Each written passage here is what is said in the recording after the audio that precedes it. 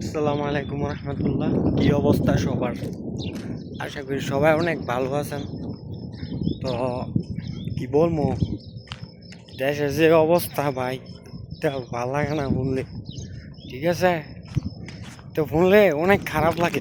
সকালে নিউজ ফিডে ঢুকলেই মনে করেন, অনলাইনে ঢুকলে ফেসবুকের মধ্যে বা ইউটিউবের মধ্যে ভাই কয়দিন বড় বড় কি এর বাচ্চা করে দর্শন করে, কি কইতাম, ঠিক মানুষ না পশু চাও কোন যে দিই ভাই, এটাই তো বুঝলাম না। কত কিছুই তো আছে নাকি, তোর যদি এতই হয় তুই তোর বউ না তাও তুই যে কোনো একটা পতিতালয়ে যা নাকি। ছোটো ছোটো বাচ্চা হেরা কি দোষ করছে? হ্যাঁ, কলজার আছে না ভাই, খুবই খারাপ লাগে ভাই। তো মূলে ঠিক আছে, কি কইতাম, অনেক খারাপ লাগে মনটার মধ্যে, ভালো লাগে না কোনো ইত্য মূলে। কারণ কোনো নিশ্চয়তা নাই, কোনো স্বাধীন নেই, একটা বাচ্চা মানুষেরও স্বাধীন নেই।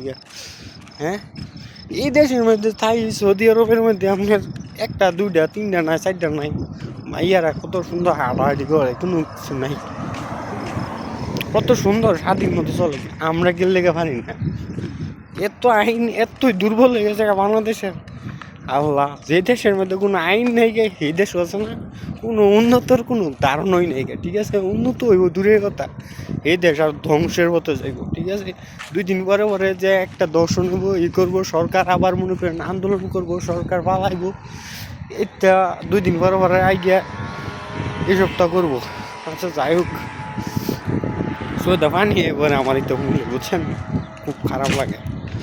ওকে, ভালো থাকেন সবাই, আর একটু সবাই সচেতন হয়ে থাকেন। কি করবেন আর, যেহেতু বাংলাদেশে জন্ম, কিছু করার নাই, একটু সেভে থাকলেই সবাই। ঠিক আছে, যার যার সন্তান রে একটু দেখে রেখেন, এটাই আমার কথা, মেসেজ। ওকে।